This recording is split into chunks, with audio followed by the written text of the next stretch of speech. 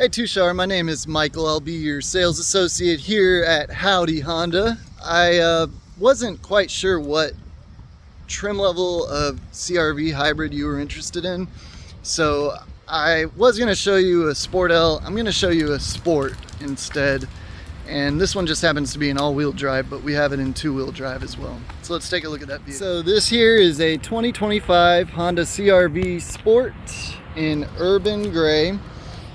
The Sport is the lowest trim of the hybrids, but since hybrid is kind of a higher version of the CRV, you still get a lot of higher level trim options on it. First of which being, you get these large powder coated black rims. I can't remember, are they 18 inches, I think?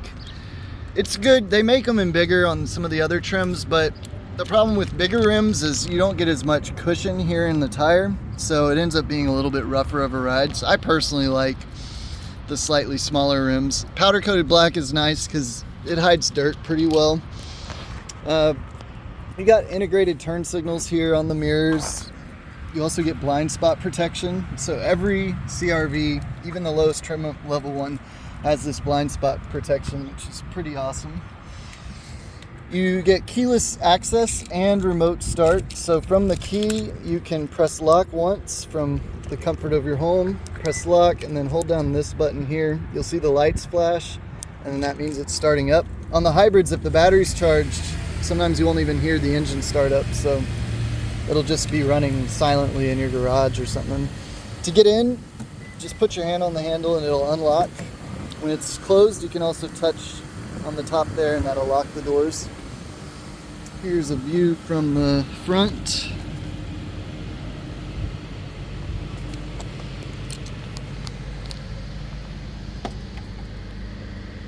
The back seat there is plenty large enough even for people that are like 6'2" to sit back there.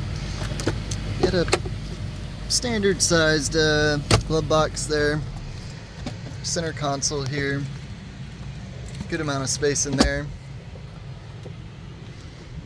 Take you around to the side here. I'll show you the back from the back. And then we'll get in the driver's seat here and I'll show you that. These seats lay flat.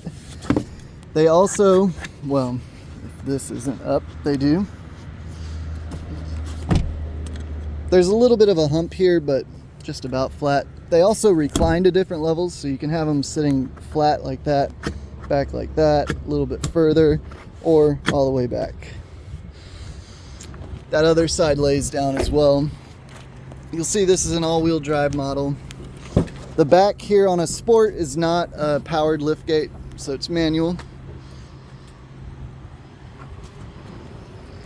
And then coming around to the inside, here you've got capless gas tank. So you just open this up, fill her up, close it, and whenever you lock the car,